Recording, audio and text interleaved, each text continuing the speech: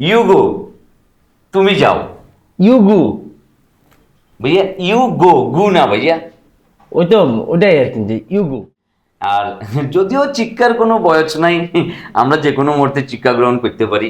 ভাইয়া আপনি তো এখন, আমরা তো একটু অ্যাডভান্স লেভেলের ইংলিশ নিয়ে আলোচনা করতেছিলাম, এখন আপনার যে সিচুয়েশন, আপনাকে তো একদম গোড়া থেকে শুরু করতে হবে। ভাইয়া আমি বলি কি, যে এই বইটা আপনার জন্য পারফেক্ট হতে পারে। আপনি বইটা থেকে, যে এই যে মানে ধরেন আপনি যখন ইংরেজি বাচ্চাটা শেখা শুরু করবেন, আপনি তখন বলবেন যে ইউ গো, তুমি যাও।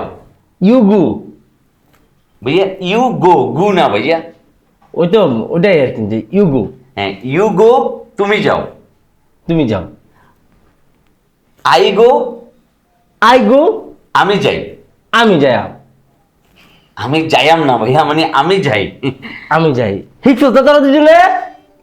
জি ভাইয়া। আর আপনি যখন কথাবার্তা কারোর সাথে বলবেন, তখন সেক্ষেত্রে যেটা করবেন, যে প্রত্যেকটা কথার শেষে আপনি বলবেন হোয়াট হ্যাপেন।